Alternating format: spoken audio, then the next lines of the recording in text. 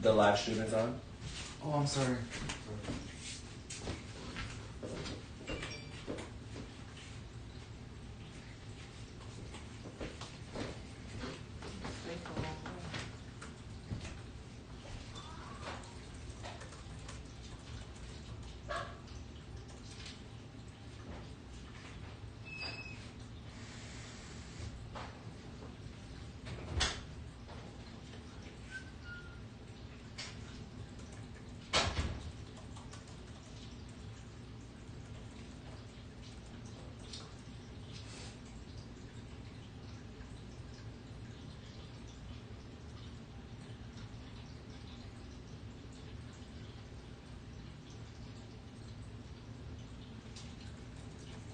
Hello, people.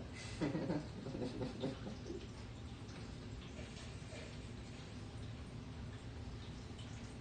living at a show here, Kevin.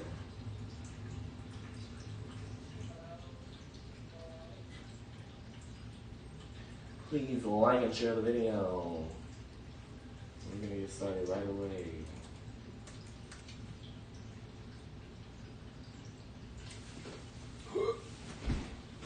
Would he even make a drink? You can. I'm drinking coolers tonight. Can you give me a couple out of there? Welcome to the show, everyone. We're gonna get the show started right away with our intro. If you know the words, sing along, and if you don't, you better learn them. Welcome, Happy Black History Month.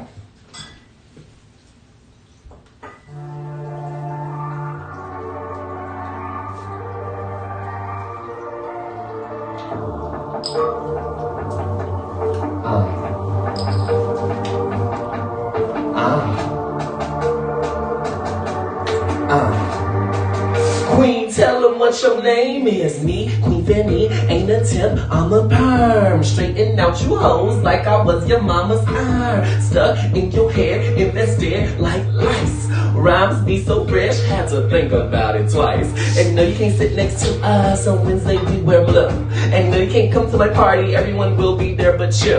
My name ain't never been Steve, so I can't help you find a clue.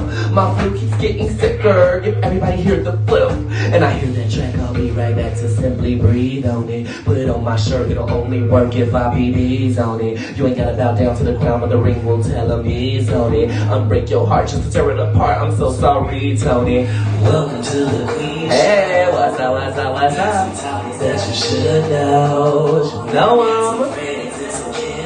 Friends and some kinfolk. Girls on the dance floor. Girls on the dance floor. I think we about to work it out. Work it out, work it out. Have some drinks and some terrorists. Drinks and some terrorists. So everybody scream it loud. Scream it out, scream it out. Say hello to the live stream.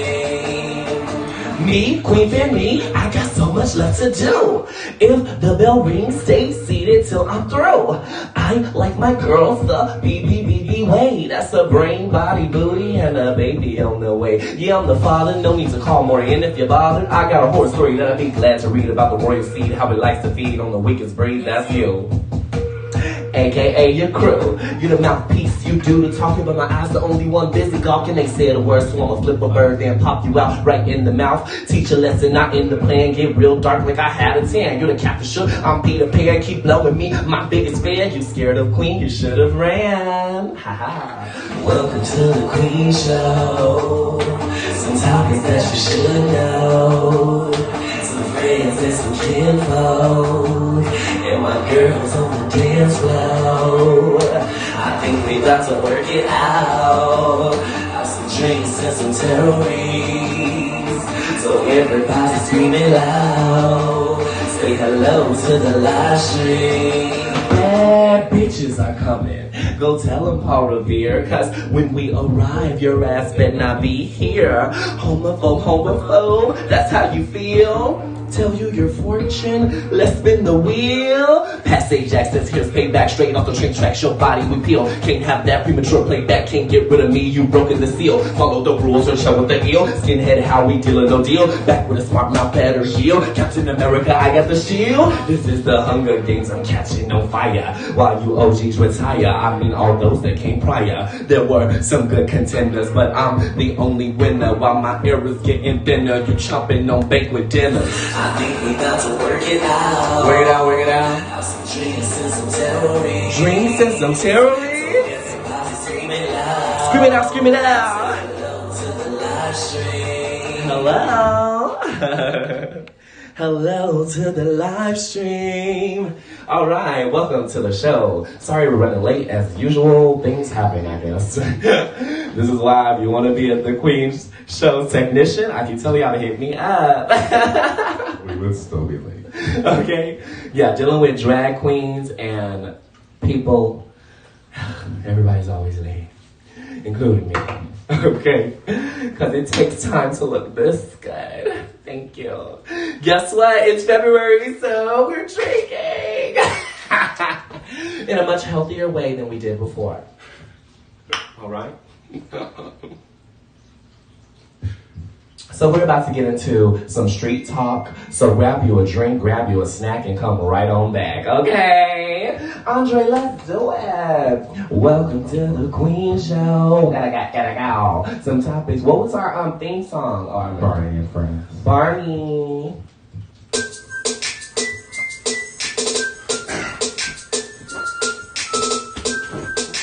It's very high. This is how we do, gon' keep it cool like BJ. Throw some moves around and go holla at the DJ. Tell them turn it up and to have this on the replay. Stomping in the mud, sandboxing, time to play. Hey, welcome to Barney and Friends. Clap your hands, feel free to do your dance, dance. If you wanna rock it out, here's your chance, and then we gonna walk it out. Now hit 'em with that baby pop, pop, pop, pop, and let me see that booty drop, drop, drop, drop, and we gon' crank that robo cop, cop, cop, cop. You tell them haters better stop, stop, stop, stop, stop. And now we showing love, love. Go ahead and pass around a hug, hug. We cutting up all of the rugs. Can nobody pull the plug? Alright, so let's pull the plug on that. Okay, hey Deja, good sis, hello. Hey, sis. Hello Toby, how are you today? Hello, Toby. Y'all like and share this video and make sure we get some people up in here. Also. So, best friend, what's new in the streets? What's been going on this week? What has been going on? Oh, did you hear about the leak of Trey Songz's dick? No. Okay, you haven't seen that? No. Just think of half of your arm. Well, I could have figured that. Big dick energy. But I really don't know what's been going on in the streets. I've been so busy. Okay. Well, tell us Not about Googling it. You want to see it? I have the link. First of all. This is not it. I'm going to find it for you real quick. I got a bookmark.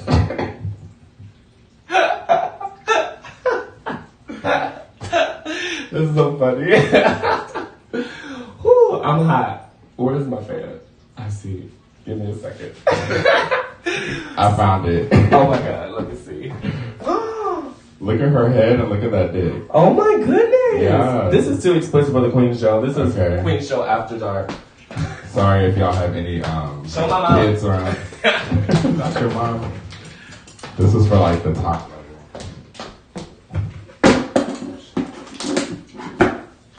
So tell us about your oh my goodness. Tell us about how did your sobriety stint go? I actually went the full 31 days, not a drop of alcohol. Wow, what is that shade? It was a shade to none of my friends who joined me in the pack and maybe didn't make it a full 31 days. First of all, or took it's a not day that off. I didn't make it. Hold on. It's not that I didn't make it. I gave myself a cheat day. And I said because I gave myself a cheat day, I would make it up for a week in the next month. So, I think that's fair. Because at the end of the day, there was something that I really wanted to drink for that I almost didn't drink for. But some things were triggering, and I just needed to drink. So it was out of my control, honey. Yeah, I actually thought it was easier than expected. Yeah, Because like I kind of got used to like, I'm not drinking, so I'm just automatically. So it's like not out of drinking. yes, you take it out of your Once mind. you already know like you're gonna do no, it's much easier when you have to go back and forth. Like, am I gonna drink? Should I drink? Instead of just going out with the vision and the purpose of I'm not drinking shit while I go out. It really helps. Mm-hmm. So I agree. You know, and another reason why I really wanted to do this is because there's so many people my age who are struggling with substance abuse and struggling with, you know, just being able to be themselves without the influence of other things. And a lot of people don't even realize that, because no shade to no one, but there be some people at the strip every single day. True. And I'm like, do you realize you're drinking damn near every single day? Like, that's not healthy. It's very true. It's very true, you know. And I used to be one of those people that go out all the time, partly because of drag, and then I just am a social person, so the easiest way to be social is to go to a bar or something like that. But there's just a lot of unhealthy behaviors and a lot of things that people use to cope. You know, over this last week, I've encountered so many people who are just, I don't want to call them broken, but they haven't taken the time to truly heal the problems that they had or the things they had to face, the abuse that they had to face. And because of that, it manifests it as a drinking problem or a drug problem. And they just don't understand that. It's like, you're going to die if you keep up this. Or you're going to just be broke and homeless first and then die. So it's a lot more serious than we give it credit for sometimes. So I always want to make sure that if I have the power to influence anybody, I'm going to show these hoes, you don't need all of that to be who you are. You don't need all of that for people to like you. You don't need all of that for you to deal with the shit that you've been through. Okay. Yeah, that's very true, because I know for me, my alcohol habits started from like a coping mechanism, but not realizing that I was using it to cope. I was just going out, I was having fun, all of that, but I was like distracting my mind from the real things. Right. And I feel like I have too encountered a lot of broken people lately, but it's been so obvious because I feel like we're in such a time that so many things are coming up from people, and so many things they're having to face that they have no choice. Like, what am I going to do about this? Mm-hmm. So it's a year of people's healing. Like, again, for so many people, it's like we learned a lot last year, and this is the year of applying. Some people are learning a lot this year, and next year's year of applying, just very different. Yes. 2021 is the year, honey. Everybody needs to make it happen, because I'm making it happen one way or the other. That's how I feel about it. So, what else has been in the streets? Drag Race. I know y'all saw it, but Untucked was everything. Like, I forgot how much I missed drama in Drag Race, you know. There's always a little sprinkle here or there or some fabricated nonsense. Back in the day, it was every episode. Every episode back in the day. That's why season 5 is my favorite season, because, honey, they were shady. Alyssa and them went, girl. They damn near brought all of them back for All-Stars. Girl. In the same season. Season 5 was everything. But they just had so many moments. Like when J. Jolie told her, well, I could judge you where the shoulders should match them hips, but they don't. The shoulders should match them hips, but they don't. So, and then she told her, girl, look how orange you are. She's like, girl, you have back rolls all over the back. It was disgusting back there, girl. Did she just say back rolls? Back rolls. But yeah, you know, I've been waiting for Drag Race to get to the nitty gritty like this, because drag is fun. Drag is meant to build communities and sisterhood, but drag is also egoic. So that means that people are pouring themselves into it, pouring their individuality into it, pouring their ego into it. So feelings get hurt very easily in drag. So I always think when the show doesn't show that, it's kind of being inauthentic to what drag is. You know, there should always be a little bit of drama in drag. Not that it needs to be toxic, and not that anybody should be attacked for it, but yes. Yeah, I agree. I mean, there is drama in the drag scene, so why not put it on reality TV? Okay. Because I feel like Drag Race has really tried to like clean like the image. A lot of the drag queens know that social media is very strong now, and try not to be that villain and stuff, but I live for it sometimes. I live for the girls really being in the environment, being in a pressure cooker and being like, I need to let out this steam, I don't like you. You know? Because I know if I got on the show, that's what's going to happen if I get on the show. I know there's going to be somebody that really just pressed that right button. That's like Tamisha said, I don't like a couple of y'all. Okay, I don't care for some of y'all, but I guess y'all doing it or whatever. What do you think about Joey J going home? Do you agree? I think the first 3 to go home were definitely going to be Kimora, Joey, and Elliot with 2 T's. But maybe Elliot will stick around for a little longer because I feel like I'm liking her more and more. So I don't know who's going to be the 3rd to go. It's a toss-up. Well, not really. I don't know. I think It's hard. I always want to call it Layla Laree. Lala Reed. Lala Reed. I forgot about her. Yeah. She'll probably go home within the next 2 episodes. Yeah. That bag look, honey. Love her, but She should have worn that leotard or something. She is there for pure comedy, and I feel like her drag isn't being taken that seriously. And she's just one of those girls. I just hope that she's able to get booked and get some coin, and then really come back and show everybody like, oh, this is what Lala Rhea is about. But not that I'm judging her or anything, because a lot of people are broke queens. Okay. More broke than rich. Okay, and that's also very realistic. I love that they have a girl like her on the season. I love that the season in general has really shown, it's really gotten a little more urban, and it's shown like this is a reflection of actual drag in actual cities, It's not girls who look like they got all their outfits from a runway in Milan. Because, girl, when do you ever see that? It's just a little unrealistic drag race is compared to the reality of drag sometimes. But, yeah, because they have got to a point where it's like your outfit for each runway is like 1,000 plus. And it's like, who got that money? Because I know a lot of these hoes don't. But a lot of them said they took out loans and everything. Yeah, they really do be doing that. Are you going to take out a loan? Girl, not me. I'm going to go with what I got. If I have to lip sync every time until I get to the finale, that's what's gonna happen. But I do have some people that can make me some cute things for the low, and I'm sure I can finesse my way into a couple of things. But because I feel like I would feel like they would make some deals with some of these designers and be like, hey, I'm doing this undisclosed project. It's going to gain a lot of attention. If you can sponsor me an outfit, I guarantee you'll get so much business from it. Things like that. Because maybe I'm the only person that thinks like that, but I would definitely ask some people in that way and be like, or can you give it to me for the low, not even for free? And then just know that your return will be twice as much, Your mom is so shady. What she say? True, all that for a dress. I like that you commented in the room. She said, I'm still part of the interactive live audience. Y'all like and share this video, por favor. And what else has been happening? What else has been going on? Y'all tell us what some things has been going on. I feel like we get in times that we just disconnect from the world. Yeah. Like that's what I've been on. I feel like I've been connecting more to myself than anything. Yeah, I haven't been realizing what's been going on around me. I just feel like since Trump left office, I just feel like it just seems more peaceful. I don't feel like there's something going on every damn day now. That's true. So that is true. Biden is doing a lot, first of all. Yeah. He has a lot in the works, and I'm just looking at all of these articles. I'm like, well, more power to him. I hope everything is done. Okay. I hope he eliminates some student loan debt, and he give us all this money that he talk about, and he do what he gonna do that he said he gonna do. Because it seems like even the Congress is on his side for a lot of this too. So I'm excited for the future of America.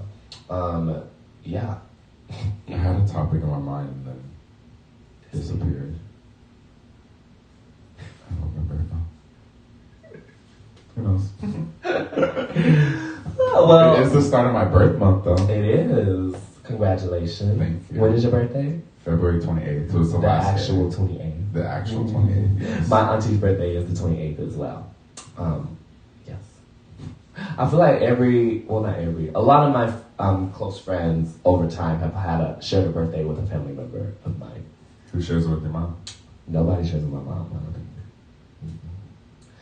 But I always count her as a birthday twin because my auntie's birthday is the day after hers. So I always felt like they're the two that's together.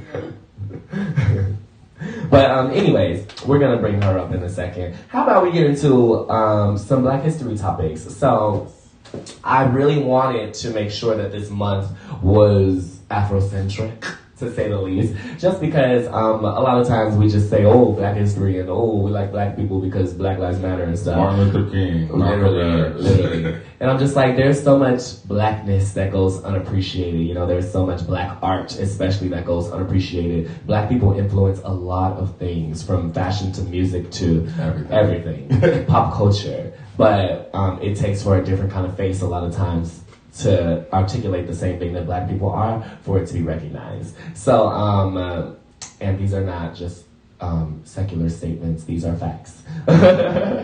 But yeah. So one of the things to start, I think that to highlight some black drag queens whom I love. First of all, Chi Chi DeVane, may she rest in peace. I know everybody forgot about her already, but she will always be an iconic person from the inside out. Her performance ability is amazing. Go check her out, some of her like older performances and stuff, because she's always just giving it 100% on stage. I want to shout out Bob the Drag Queen, who has always been a voice for black people. Even when he got this platform and even when he won Drag Race, he never backed down from all of the criticism that he would get from being unapologetically black. And even though he kind of didn't have a choice since he's so freaking black. He is so dark skinned. But yeah, I really appreciate when he talks. He's very intellectual and he really knows what he's talking about, and he's hilarious. It takes a lot of intelligence to be a comedian. I say that all the time. And yeah, he's just a very good queen. Who else? What black queens do I love? Shout out to my drag mom, Danielle Whitney. LOL. But there's a lot. There's a lot, and I encourage everybody, for every 3 white queens they know, they better know at least a black one up in there. Because there's some people who, I was just talking about Drag Race today at work with some people, some girls, and they were like, oh my god, who are your top favorites, and blah, blah, blah. I'm like, oh, Alyssa Edwards, Shangela, Shea Coulee, and I named a couple other people. And then they're like, oh, well, mine are, named 6 people, none of them are a person of color. The other girl names 4 people, none of them are a person of color. And I understand you resonate with certain things. A lot of people resonate with what they look like as well. But there's just certain queens, when I hear you list 6, 7 drag queens who are on RuPaul's Drag Race and none of them is a person of color, that's concerning to me. So I'm like, there's so many iconic drag queens who have been through this show. So I expect you to be able to resonate with at least one of color, not just the black ones either. Yeah. That's why I'm just living for Simone this season. Simone is everything. It's just like, she's just being black as fuck on there. Mm-hmm. And it's getting appreciated. Yes. And it's like black as a fashion sense. And that's what I always strive to do with my drag, even though I haven't always succeeded at it the way that she has succeeded at it. But I've always wanted to have that urban spin on whatever I'm wearing, so that it looks like I'm still a girl from the hood of Chicago. I love that. Yeah, she's doing great at portraying that. And I guess for just like African Americans and stuff, like that's fashion too. That's normal to us. But it's finally, hopefully, our white counterparts are seeing like, this is fashion.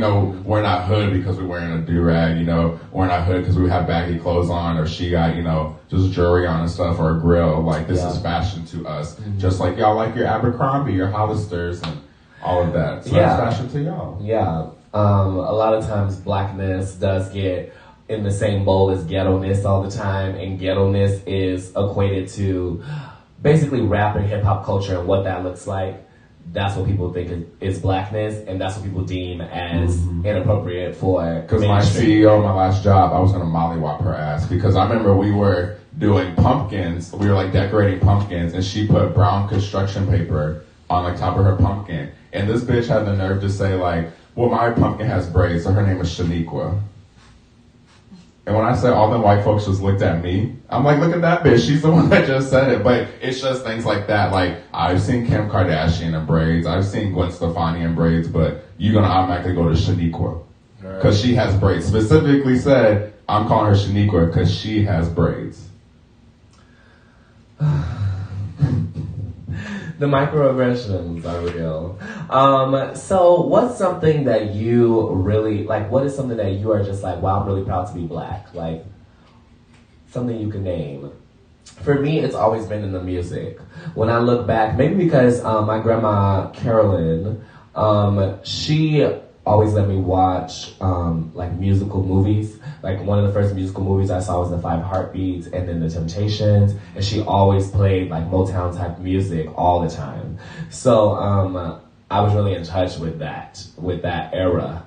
And from there, I think that's where it sparked my love of like performing and music, because I was always like, wow, black people are so amazing. Like, look at this, you know. Even when I watched, what was it, the Jackson 5 movie or something like that, I was just like, wow, this is amazing. Like a family that, because my family is very musical and they've always been into that. They've always been in choirs and like, you know, traveled doing those types of things, sang in church and danced and all of that. Well, the dancing kind of came with my generation. But, yeah, so I've always appreciated the way that black people can interpret music and sound, and the way that we can make it evolve into something completely unique and fresh, and something that you want to listen to over and over again. That's happened since jazz, that's happened since, you know, it goes back. It goes back. Oh, shout out to anybody who's seen Ma Rainey's Black Bottom on Netflix or read the play. It's about August Wilson? I think so.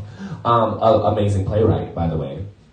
But yeah, so that's for me. I'm always, when I listen to music, I'm like, wow, I really like being black. I think for me, mine is just the drive black folks have.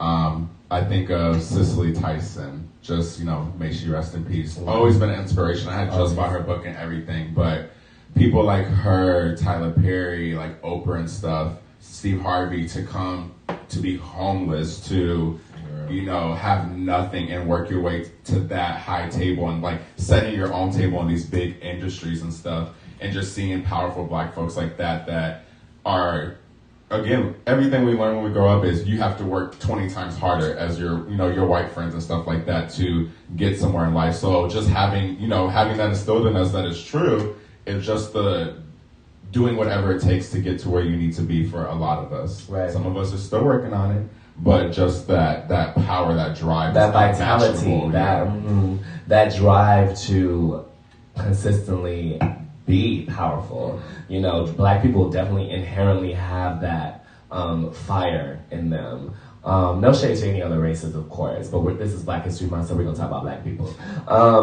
Black people, I mean, if we look at slavery, if we look at just Africa in general, Africa was always a powerful continent, and Africans tend to be just the epitome of the earth. You know, black people, especially when I started taking African dance classes, that's when I really understood that connection. You know, everything is all about the ways that you make your body become one with the earth and with the air and with the atmosphere, you know, giving thanks in movement and really feeling through the motions based on the way that your body is interacting with the ground, you know. I didn't learn that from any other dance style. I learned it from African, you know. And it's just something very powerful to me, the way that black people can take all of these things that are just natural and still push and progress to something better than that people told them that they should be. You know, and it's like, that's why we be making jokes at it. Everything that like bad that be happening to us, like just that collectiveness of, especially, you know, just in the Black Lives Matter movement, just in, you know, all of these things that happen to us coming together, like, damn, we understand each other. You know, it's a growing pattern for us as well. So I think this Black History Month is very much appreciated. I feel like we've had a lot of Black history recently that is going to go down in the books. So definitely true. But I live for it. I live for it. Because at the end of the day, black people still are owed a lot for the amount of work they did for this country, the amount of sacrifice that they continue to do for this country, the amount of things that are literally built so that we don't succeed in America, and ways in which we overcome that. It's commendable, and it is something that we should definitely not overlook when it comes to the legacy of every black person in this country and around the world. Yeah, because people don't realize the depths of that. Like, being in the social work field, you see these policies, you learn about these policies, and I just be looking, I'm like, damn, these are really built against us. Yeah. Like these laws and stuff. Yeah, deep. They weave it in there, and a lot of people don't realize like how much, like, it is not easy for us to go get a loan for a house. It is not. I learned in social work school that if you are black and you have a felony, or you don't have a clean record and you're white and have a felony record, you are 5% more likely to get a job than the black person. And it's just shit like that. Yeah. It's crazy. Honey, people also sometimes just can't take the heat of a black person. Just this weekend, I was in a situation where I got sent home from work. Now, I've come a long way. I'll start by saying that. We both have. Honey, because if this was the king that was maybe 4 or 5 years ago, I would have raised hell. There would have been bottles on the floor, honey. There would have been. I'll knock all this shit over. There would have been a ruckus. There would have been a ruckus. Because I feel like if you're sending me home, that's the equivalent of me being fired. That's just how I feel. Because never have I ever felt like I'm not doing my job, or the manager in charge can't just tell me something simple for me to listen, you know? Because I respect the hierarchy, of course, but I also need to be respected in the workplace. It's not something that is up for debate. If you disrespect me, I will correct you. And that's what's new about this generation, because we have no problem saying that. Mm-hmm. So, yeah, I was getting sent home, and then I almost made a scene. And then somebody told me, go take a walk, and I went and took my walk. I went and meditated on the grass, stared at the sun, came back, and I just packed up my things and went home. I went home and I wrote a letter. And I think from when you called me about the incident, that you were walking home and me getting here within an hour, you were like done. Yeah. You're like, listen to what I have. And I'm like, how'd you write all this so quickly? I tell people all the time, my grandmother, Lizzie, not Carolyn this time, if I learned anything from her, is you need to write a letter. People respect letters. You need that documentation, and they can really see how eloquent you are and how level-headed you are. And that is important for a black person, to appear as intelligent and to appear as level-headed, because people swear that we're dumb and people swear that we go off about anything. But yeah, my last job, that bitch literally said, like, you just argue about anything. I'm like, not argue about nothing, but if you're not going to make sense, I'm going to call it out. Right. So right. I always got labeled as aggressive. I always got labeled as stuff like that, but I realized how documentation was important too. So I can be like, well, on this day at this time, you said this. Literally. And it's like, you can't say nothing against it. People will literally sit in your face and tell you that they didn't say as or do if you something. were just, gosh, for me, it's you're insulting my intelligence. Literally. It's like, I can state all these facts to you, and you still want to go against it with no facts. You're just insulting my intelligence now. And that's when it gets a little, we have to make decisions. If I'm on Molly while people ask, so I'm going to just walk away. Everything is about the decisions you make in a moment. Never allow yourself to be pushed by emotion completely. Always let your logical thought come in. But don't ignore your emotions, but just let both sides of the coin get flipped. Because that's what it took for me in that moment. Because, honey, now I'm still working at the same place. We had a conversation about it. Everything is settled. But, it could have went a very different way. I could have been sitting here jobless right now searching for a job. I could have messed up my stability that I have right now because of a fleeting moment that I could have just solved by being level-headed, So, yeah. Yeah, same, because at the end of the day, especially just us being spiritual, we know God's going to work it out. But if I was, to go off on somebody and things like that, you're going to be wrong at the end. Mm-hmm. And just being black, especially in the workplace, you're going to be the only one wrong. Exactly. Exactly. But, so let's get into a little performance, and then we'll go into our main discussion with our main guest of the night. All right? So let's get the fuck out of here. Runs away, leaves everything. One day we're going to fall. Literally. Knock over everything. Okay. Make sure y'all like and share the video. Not that much room. Let me share. Dun dun dun. Fix my wig.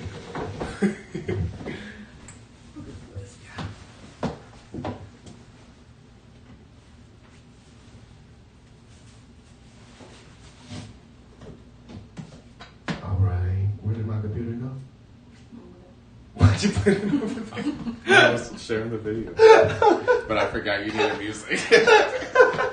I was like, we told you, put it right. We told you this Mercury thing got us all going.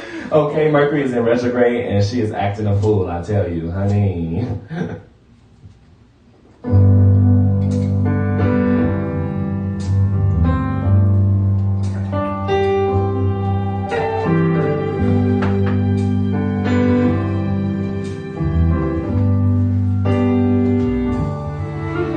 There's a light in the darkness, though the night is black as my skin.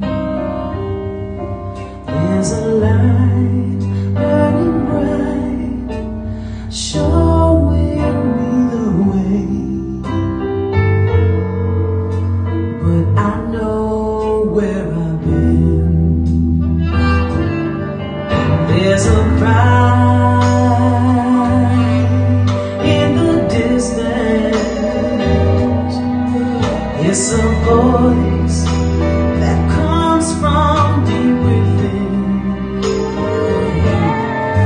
There's a cry asking why.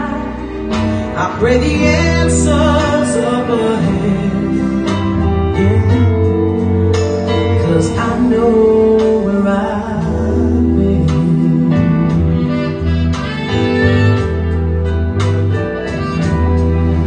There's a road we've been traveling, lost so many on the way, but the riches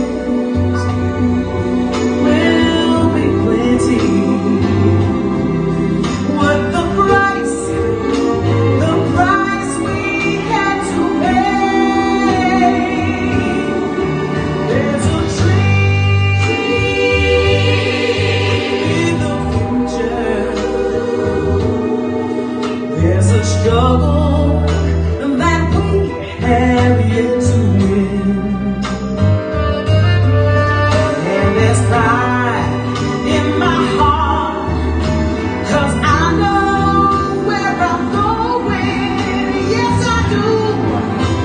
And I know where I've been. Yeah. There's a road we must travel. We must travel. There's a promise. There is a promise. We must take. We must make. Of the riches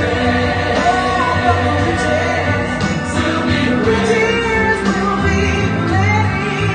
Worth the risk and the chances we take. There's a dream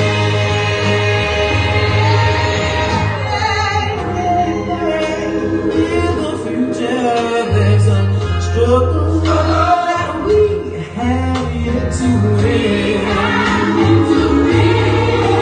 Use that pride in our hearts to lift us up until tomorrow. 'Cause just to sit still, I know where I'm going. No one knows, I know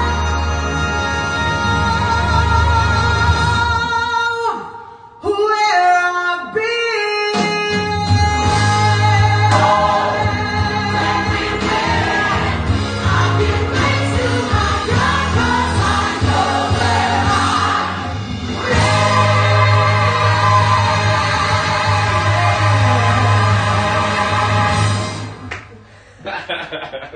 Y'all, go grab you a drink, grab you a snack, and come on back. We are going to be here for our main discussion after this next song, okay? Thank you. To lift us up until tomorrow, just to sit still in your still.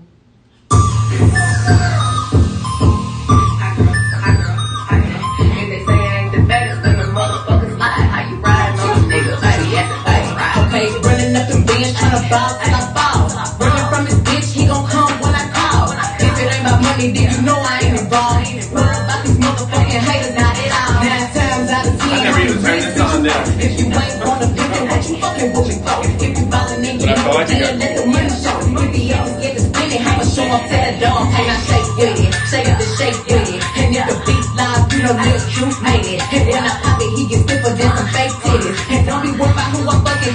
ain't get it. Yeah, running up them bands, tryna ball. If I'm with your daddy, then you know we at the mall. If I'm with a nigga, then you know I'm in them jaws. You let them broke niggas talk you out the jaws. I don't even chase liquor, mama, I chase a nigga. He said I should be nicer, or your dick should be bigger. He said it better be good, by the way that you ran. I hit him back and told him, well, that just depends who you ask. I got an ex that say he's only his new bitch whenever I call him. Got an ex that say that every time he see me it's gonna be problems. Got an ex that's on his homeboy IG tryna stop me out. Got an ex that misses so bad, probably praying for me now. Hey, running up them bands tryna ball till I fall. In the Gucci store, finna tear that bitch down. Money on my phone, yeah, like the leg calls. Pussy like a drug, I need having like a draw. Money, I need more. Get it, watch me go. I be out doing these bitches, I'm like Michael Daisy, yo. Not the one to compete with, you don't want it with me, bitch. Got to be you, can't say you. When I come for your head, do. Got them hoods like I'm with you. Yellow diamonds, Pikachu. When I switch my hair to blonde, I'm finna turn up like O2. I go crazy in this bitch, I go crazy in the booth. He go crazy when he see me, and his girl go crazy too. And his pussy so good, I had to eat it with a spoon. Always in bikini bottoms, cause I got that good spoon. I don't wanna fuck him if he telling me what he do not. I will come over and spin it on your head like that. Running up them bands, tryna ball, tryna fall. He out that chance, so you know I'm off the wall. Bitch, I ain't the one, so watch your motherfucking mouth. Hot girl made from the motherfucking south.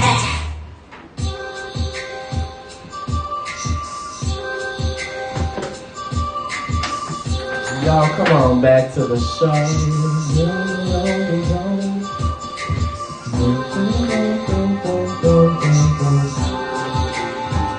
This is one of my songs. Love and Justice. Girl, I got so many songs that I need to actually promote and release. All right. Welcome. Do you need a drink? No?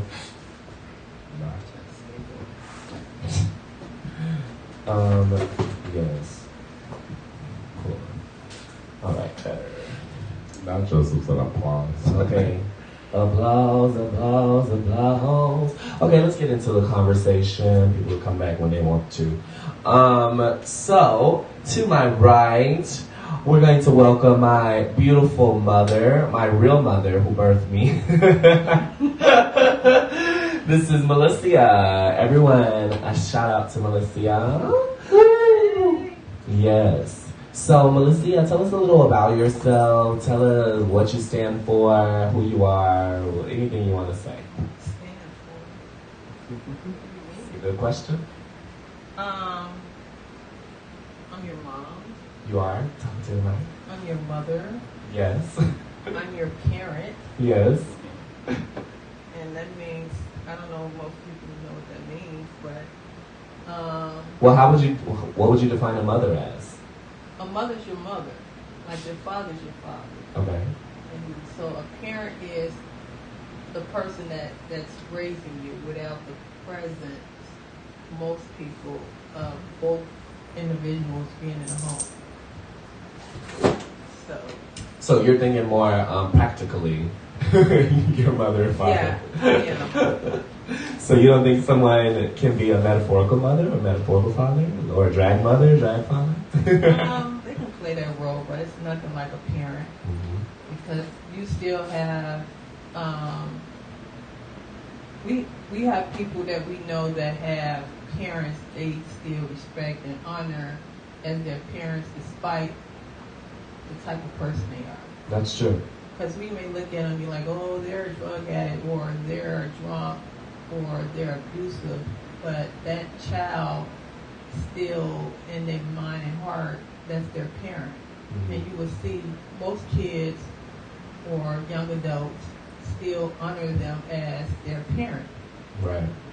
That is very true. There are a lot of people who have parents who aren't the best parents, but they still love them unconditionally.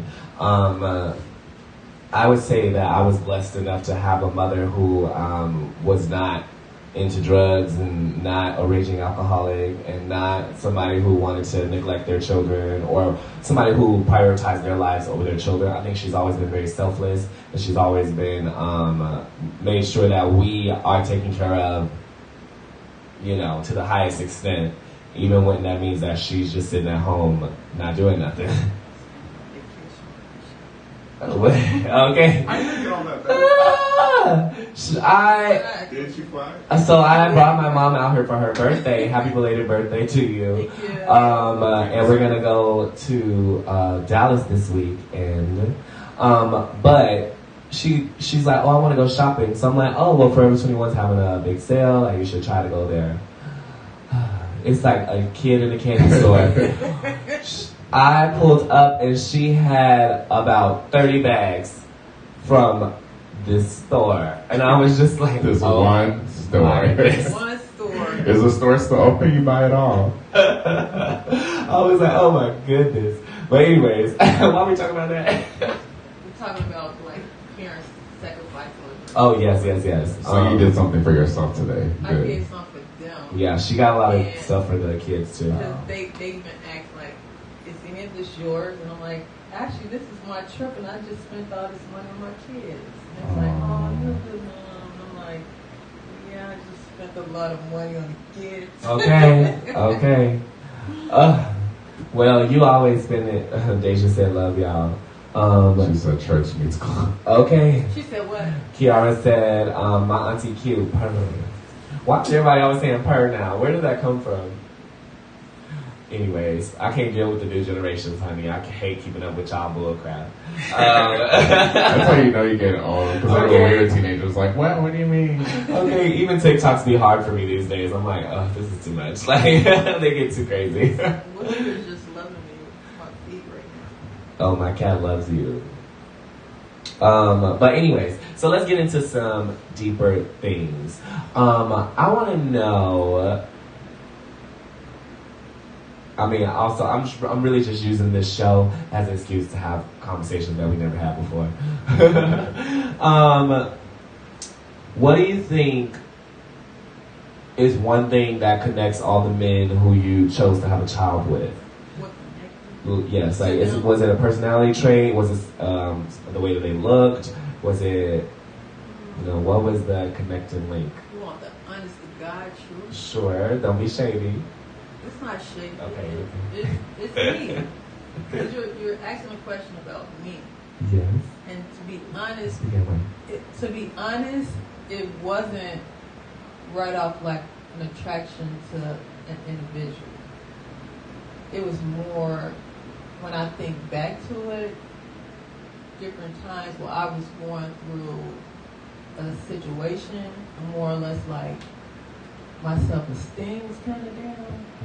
Because truthfully, if I wasn't in that mood at that moment, I wouldn't have had a King or a Davy and Deja or my other little guy.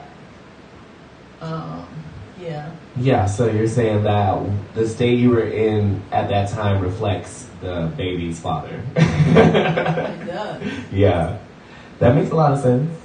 I think with your dad, I was young Mm-hmm. and very sheltered in the church, and between like regular routine things that we did, which was church, go to school, and any activities we did was with family. Right. And I met your dad, and coming from school, and like conversations, changing numbers. Was he just following you on the street? No, it was not.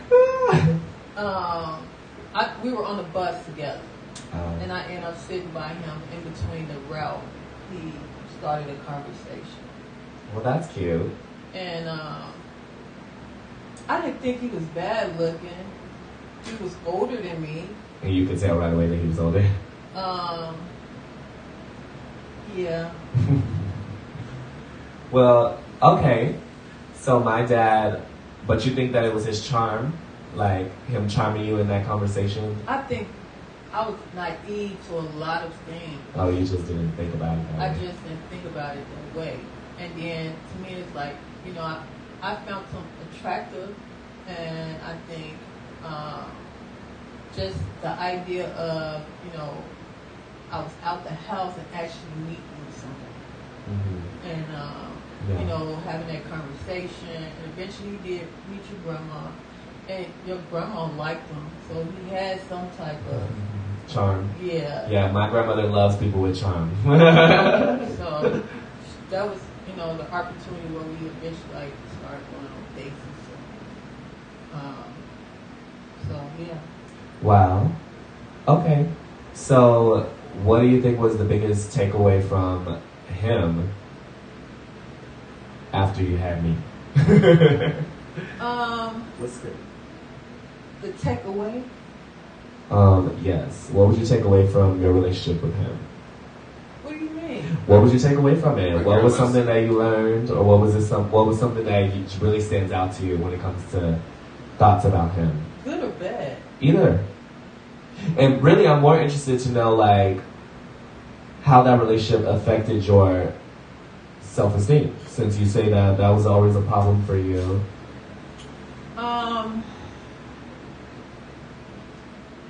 Truthfully, Huh? What? Oh, yes. okay. I had to ask permission.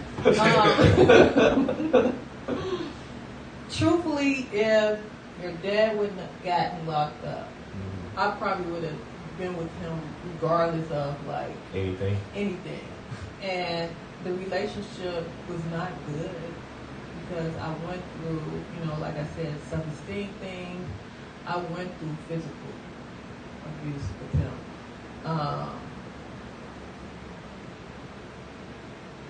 So I don't think it was good, and I don't think I would have left it because of where I was at mentally.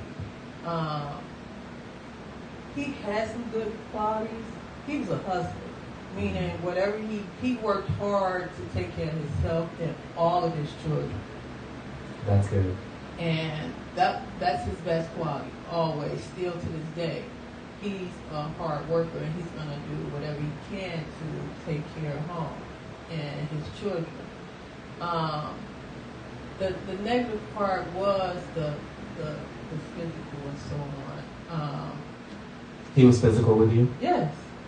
And he was one of those guys. And you can experience where he feels like women should be... Yes. Should do a certain I would say thing. my dad is very misogynistic, and he's Yeah. very sexist, and he's very homophobic. But I think over time he has learned his lessons about some of these things, especially with me being his child, and y'all know I don't accept anything from anybody, and I'll be treating him all the time. But he still be liking my pictures and videos on Instagram. Does he share them?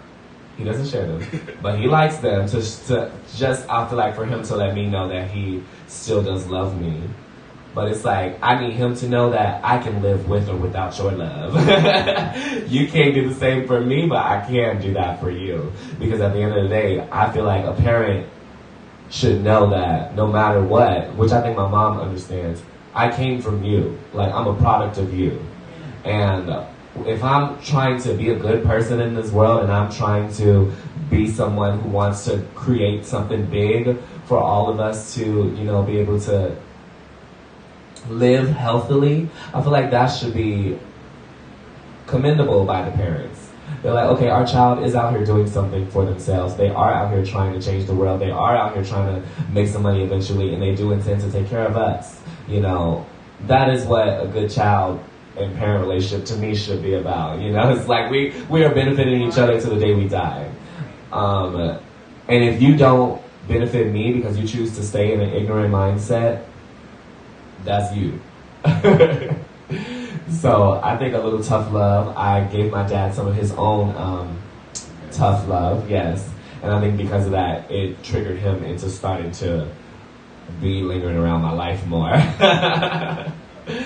But yeah, so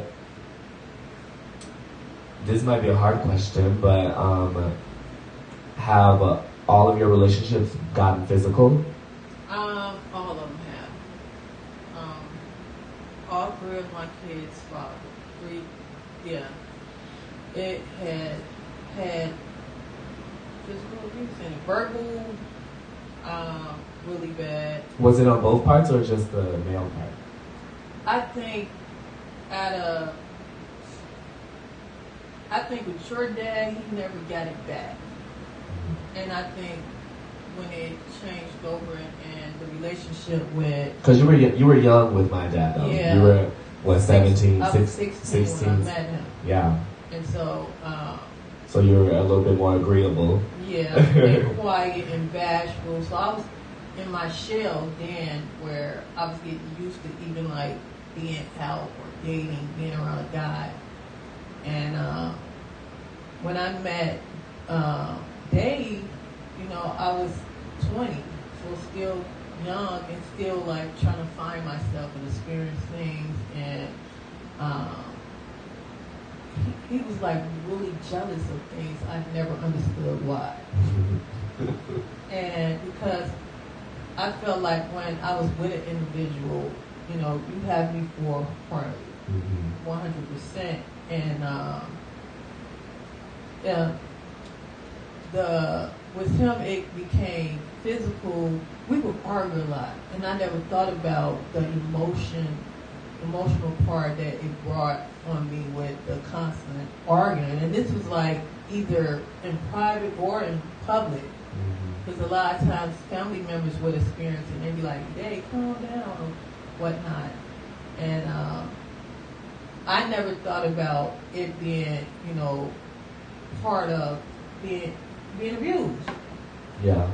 And I always thought about the physical part of it. Yeah. And so it didn't take me until now, going into the third relationship with the younger kids, that was a full-blown, any abuse you can think of. Because, you know, I sat one day and I like Googled it. And I'm like, what kind of abuse is this? Right.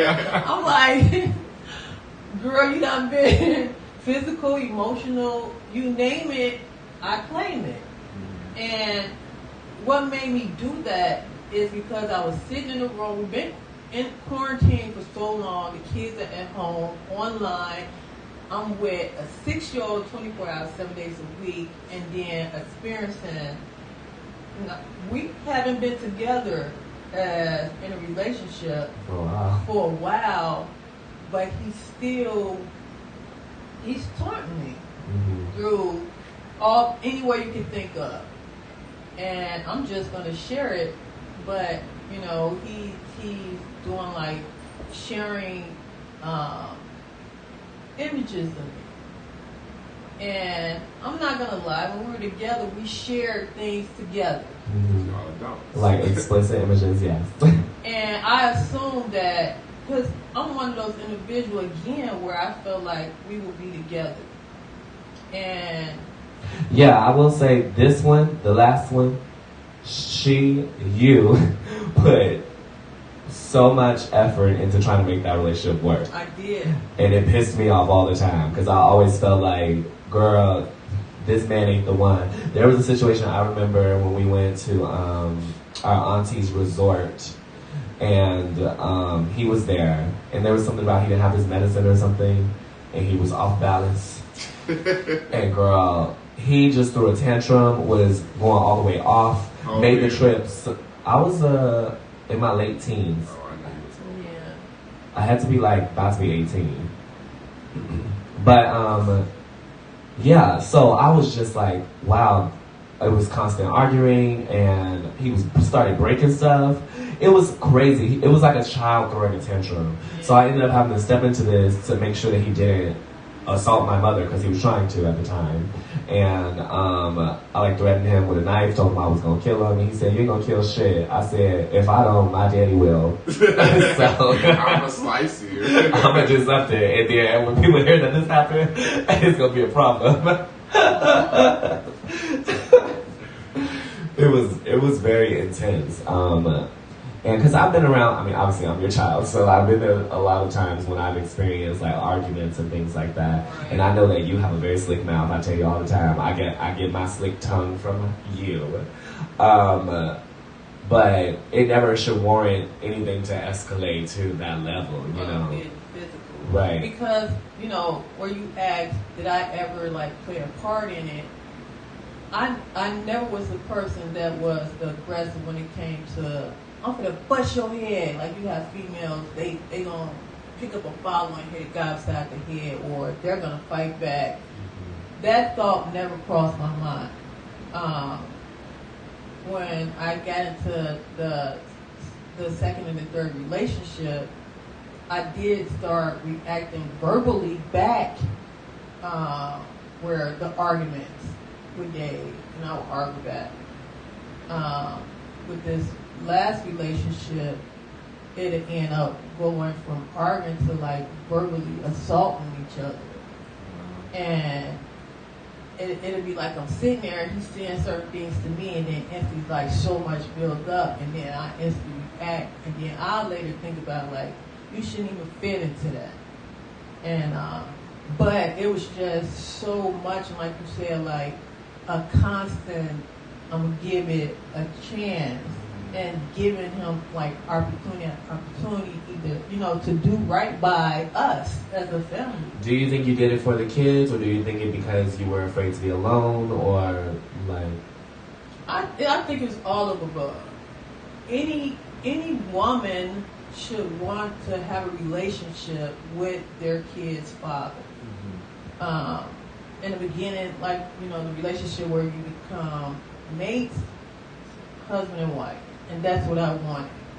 And if it didn't work out, a relationship where we're friends enough to raise our kids and conversate, but it's to the point where I can't even be around him or him around me because I'm afraid of the reaction I get from him because of different threats and actually, being assaulted, the worst.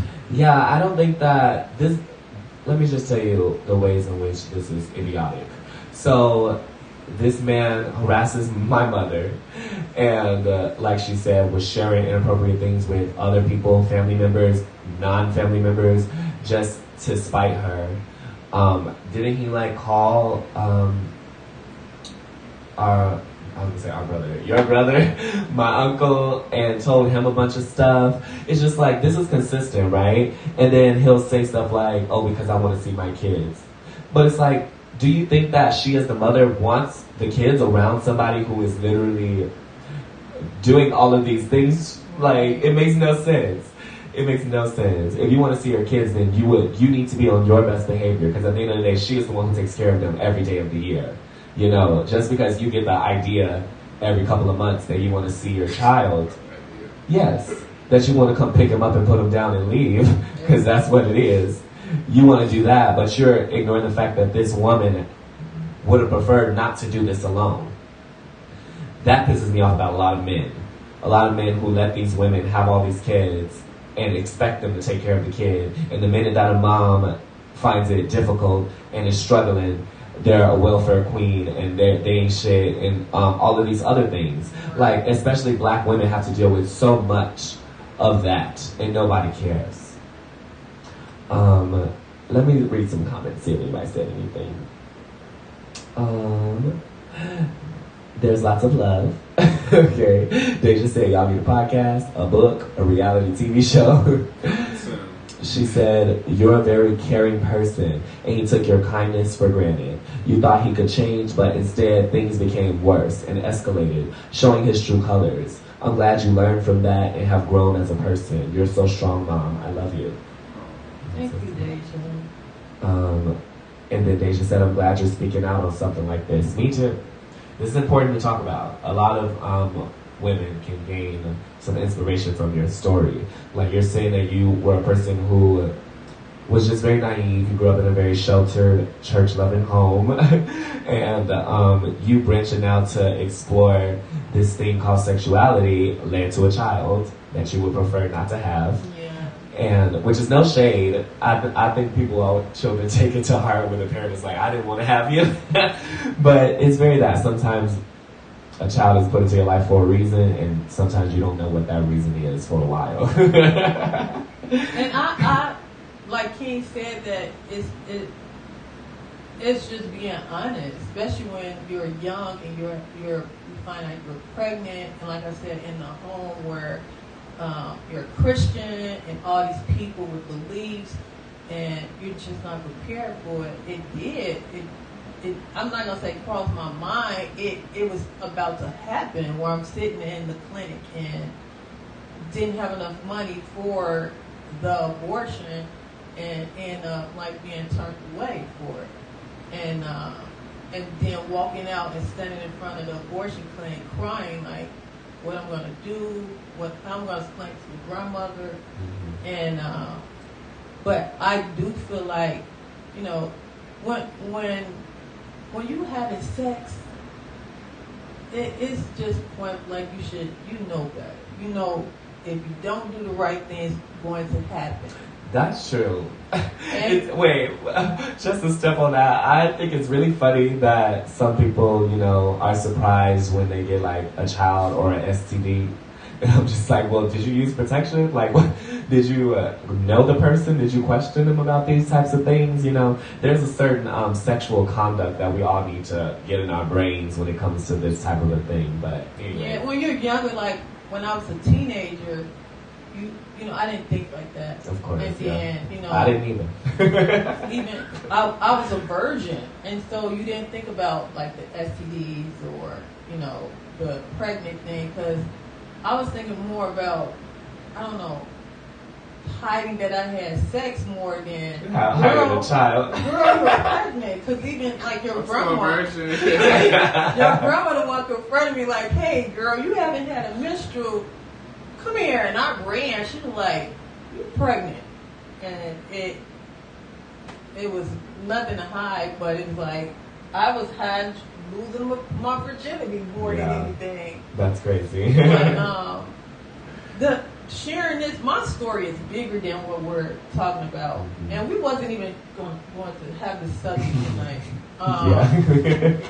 But well, I think that a lot of your story has to do with the ways in which you didn't learn to love yourself when you were growing up. That's true. And like Deja's making a comment, I'm glad you're doing this and so on. If I didn't share, then like I talked about me being in that room and I'm depressed, I'm sad, I'm hurt, I'm angry, I want to cry, I want to hurt him.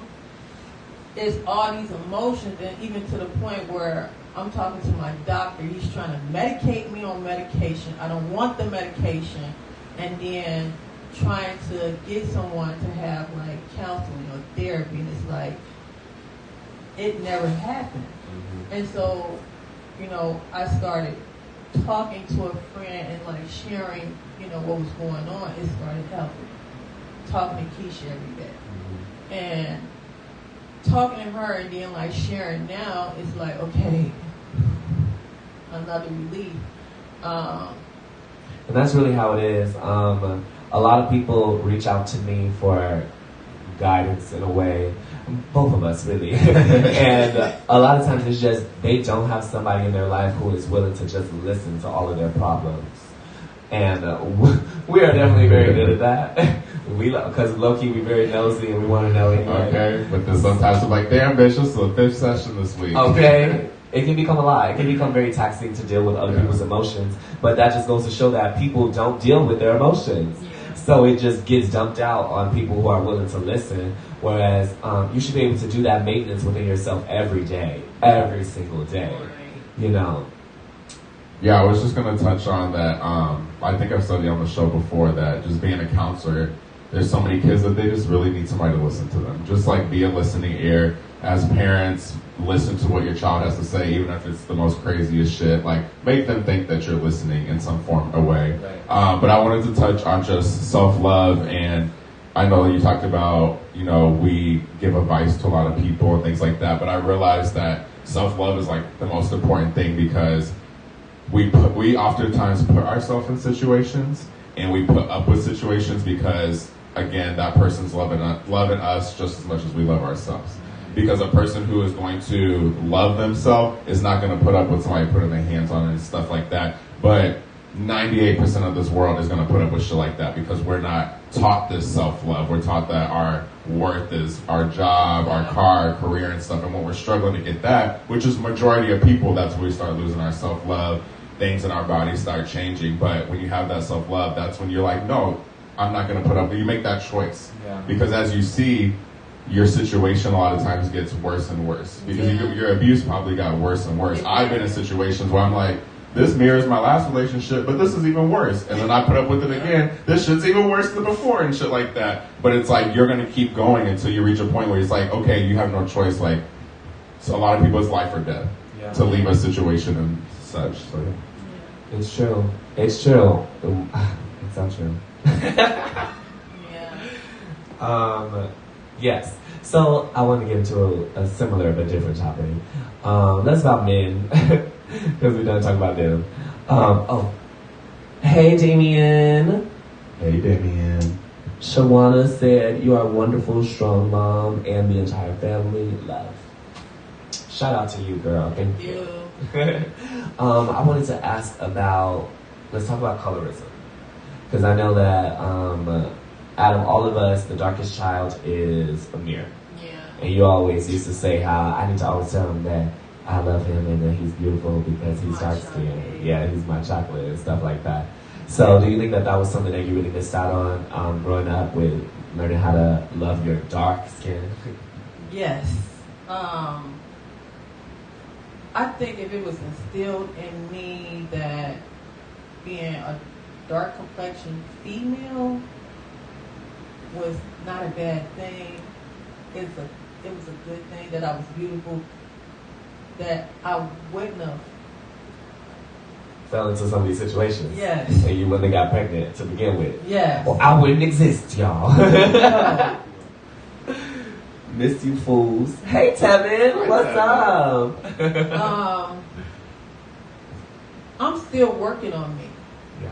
I get a lot from different people still telling me like you're beautiful, the encouragement, but I think because of all I endured and I allowed it brought me down to the bottom.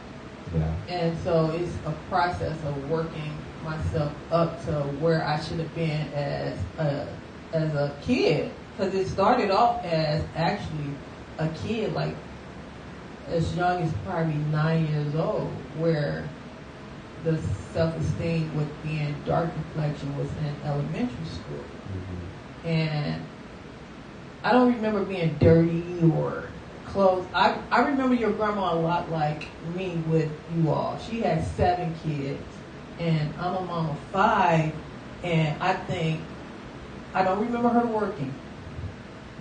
But I remember my hair was nice clothes. I don't care if they came from a thrift store or a regular store.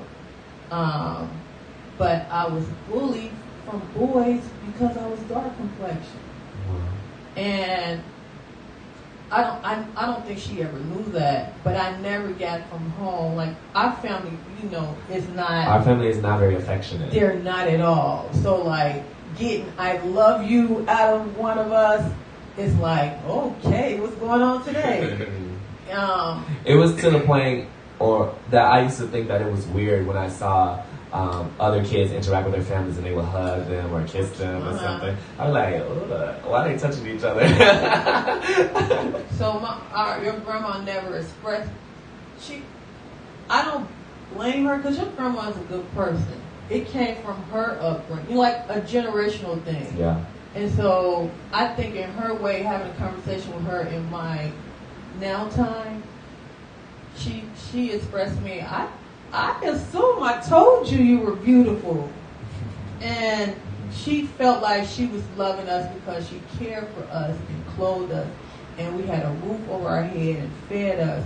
But, it's more than that. That's like going back to Amir. He is my darkest child. And he's really quiet. So right off, everybody be like, I forget Amir.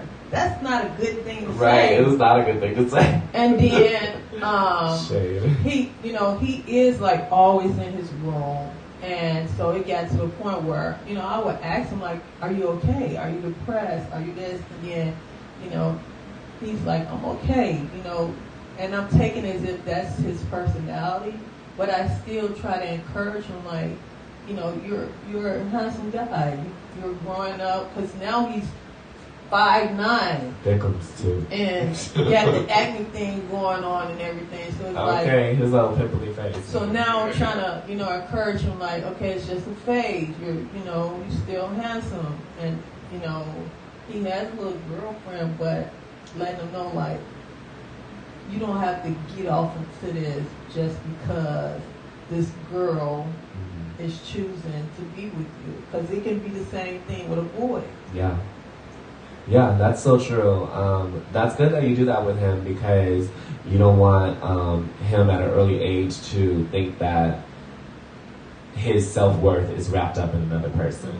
Because that is something that we definitely have to make sure we teach our kids, that you are beautiful with or without somebody. You are loved with or without somebody on your arm. It is not that other person's responsibility to love you. It's your responsibility to love yourself.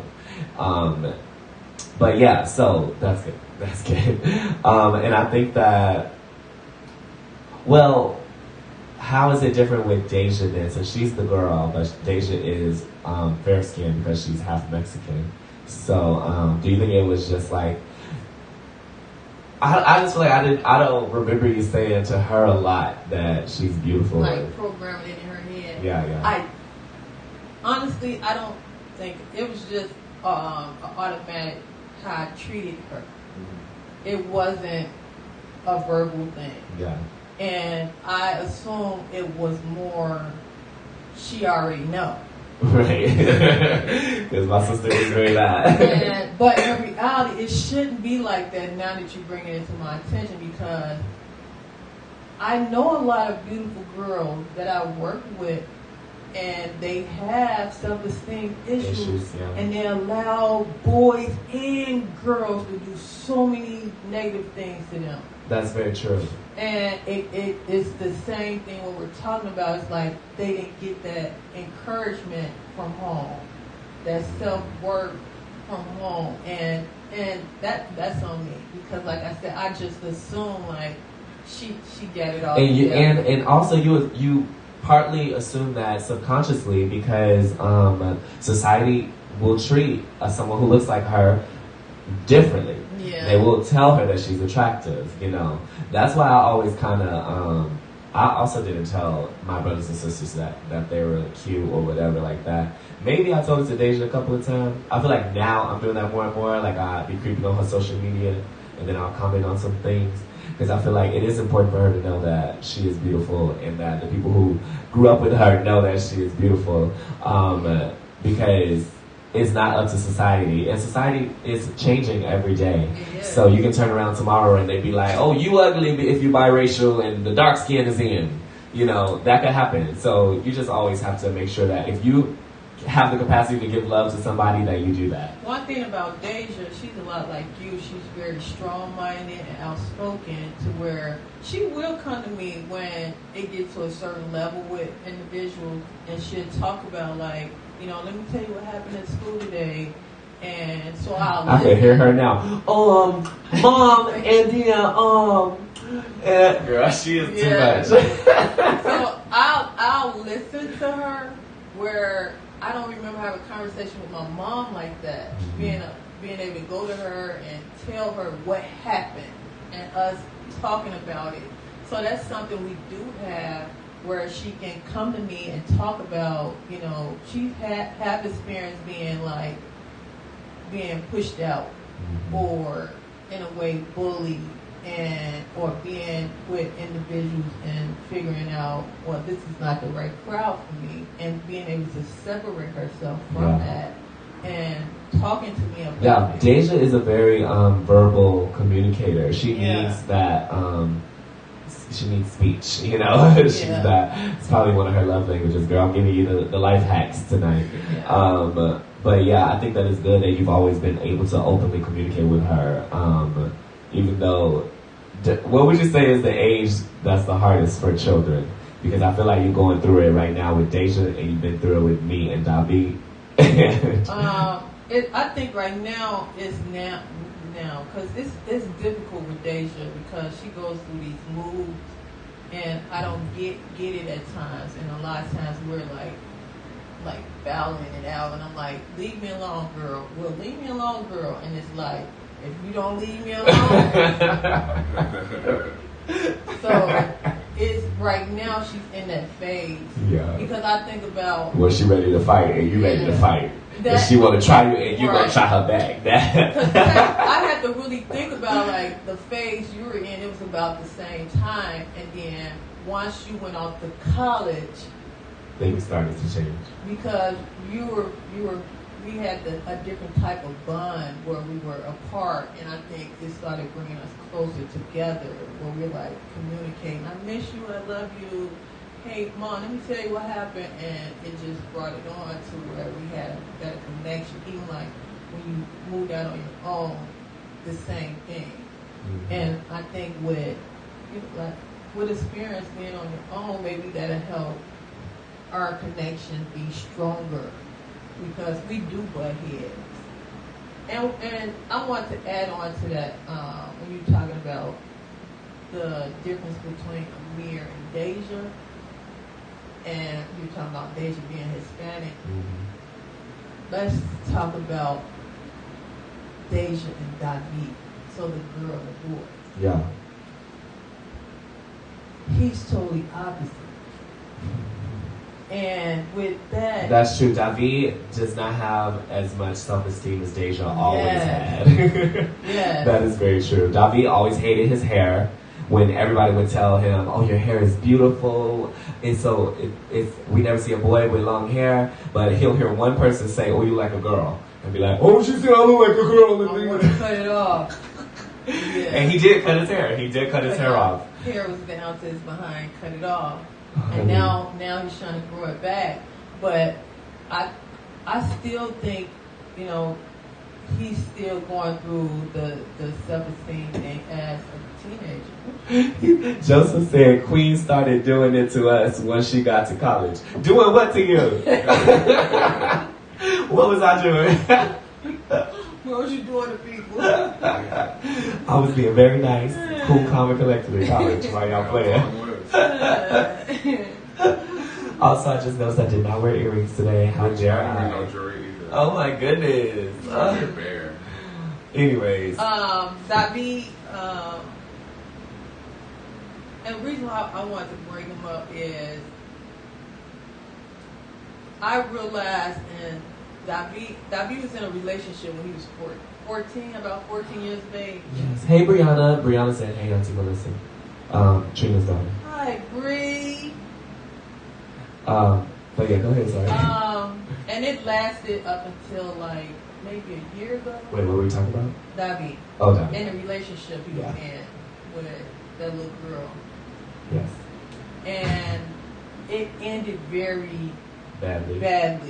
To bad. Like, I called the police. Bad. House tore up. Had to call the ambulance because he had a concussion, but wouldn't go to the hospital. Had scars cuts all over his body. And when the police came, he was talking to me in the room and he started crying. And he's like, "Mom, she's very smart. I don't want her to go to jail. She's only 17. And so I was like, I don't want her to go to jail either. But she can't treat you like this." Right.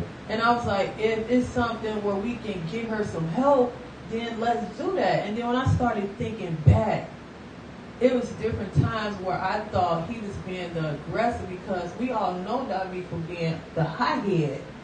And when I started calculating the different times, it was her.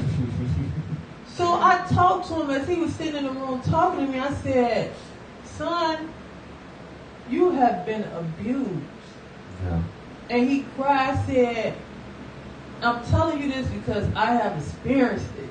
I said, "This today just flashed in my head the different times that you all were arguing and something would happen. Like one time a knife flew across the room and went into his leg. And he's in the bathroom hiding and she's outside the door. And I'm like, what happened? because I heard the screaming, him screaming. I'm like thinking he did something to her. And then when I finally went in the bathroom, he's sitting there trying to hide that she had threw a knife and it went in his leg. And so when all that flashed back, it's She like ain't throw no knife. She stabbed him. that's what I assumed. But they kept coming like Back to each other. Back to each other. But this final thing, I'm like, she can't come back here. And, you know, I even let her, when I called the police that day, they took her away, but then she tried coming back several times, and then I'm like, hey, if you come back here, I'm calling the police again.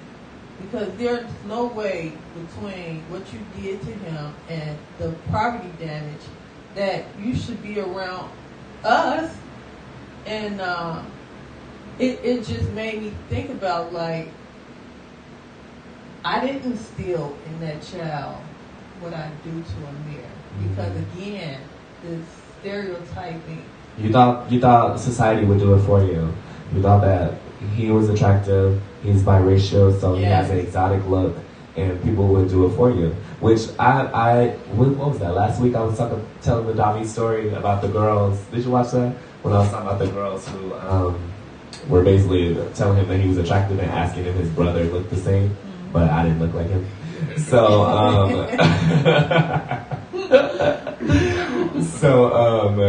yeah, even then, I don't think it ever occurred to him, like, what was it, 4 girls? There's 4 girls in front of you telling you that you're beautiful, and you just oblivious to it, you know, but you hear every insult, you hear every, you know. He's always been like that. That is very true. But it could have helped if me and you, because I was there the whole time too, I could have made him feel more like, oh, he can really play, you know, get the girls with the looks. But it's also like, I never felt like I could have that kind of a connection with Davi because I was gay. And I always felt like if Davi found out I was gay, then he would not respect me. Because that's always what I felt was the biggest thing, respect. But that kind of backfired on you because you didn't do it, and then you just... And then he told on me anyway. Right. So basically, like, he caught you in the act. Right. And where that if you had worked it, you know, to, like, explain it to him slowly, and it may have been a different reaction. Yeah. Because I think when he found out, it was like a kid seeing the parents naked. Yeah. Type of situation. It was very bad. It was very bad. I wasn't all the way naked. But anyways, not traumatizing a child. First of all, I was traumatized. If you want to talk about this, let's talk about this. No, let's not talk about it. No, let's talk about this. I was traumatized because I don't know. I told y'all my coming out story, or not the coming out story, because I don't consider that the coming out story. I consider this the intervention. Long story short, yes, because you used to be trying to beat him up, LOL, JK. Oh, no, Bree. Bree and Ashley and the other one told me, Auntie, when you be gone, King have on your heels. Oh, yeah. They're so shady, girl. Like, they knew I had a fear of that coming out. We'll be at church singing in the community choirs and be down together, and we come back, they like, King put up a full show. Goodness gracious. You can't never trust these hoes. But Brianna, I did not used to beat up Davi. I was very mean. I do agree. I was mean. But it was because I always felt like I was the father figure in the house. You know, I always felt like you gotta respect me at all costs. I don't care what's going on. I ain't gonna play with you. Sound like Deja with Amir. I mean with Lord. Yeah. I mean, Deja probably does feel like that. She feels like she's the only level-headed one in the house. Come on, Beyonce and Rihanna. You got that straight. I mean. But anyway, what were we talking about? I lost the train of thought. You were talking about traumatized. Oh, you were talking about your intervention. Okay, so the intervention happened because this You same... did tell the story. Yes, I'm giving the Spark Notes version so I could tell her how she traumatized me. But I'm not traumatized anymore, but this was very hurtful at the time.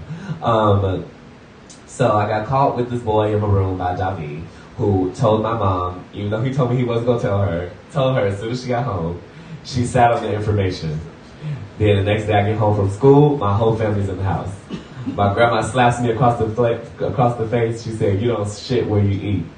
And I'm just like, what the fuck is going on here? So I think I said that too. And my uncle's like, "Don't be cursing like your grandma." And like, it really escalated from 0 to 100 in like 5 seconds. I was so confused. So then I get the story that my uncle caught me and the boy doing like kissing or something. So that pissed me off immediately because I was like, we wasn't kissing. You walked upstairs and he was giving me a hug. That was all. So I was over it already. I'm like, the story has blown out of proportion. I'm over it. So then my mom, or I forgot who told me, but David told them that I was doing stuff with the boy in my room and all of this stuff. And it was just a big deal. And I couldn't do anything but be defensive about it. And my mom was in the kitchen washing dishes. So the way that our living room was, like from a certain corner, you could see the kitchen. So I see her washing dishes. Do you remember this? Mm-hmm. I see her washing dishes while all of this is going on. So I'm furious. And when I get furious, I start crying. So I'm crying and I'm talking to my mom while she's doing the dishes. And I'm like, you just gonna let them talk to me like this? You're not gonna defend me? And you know, I could see the hurt in her spirit at that time. But I was also hurt. So, I mean, I don't know if you could ever, did you ever feel that I was a very, like, empathetic child? Do you think that I always understood emotions? Because I feel like I always understood emotions when it came to you. Understood my emotions? Or, like you could tell? Yeah. I think so. I'm not hard to read.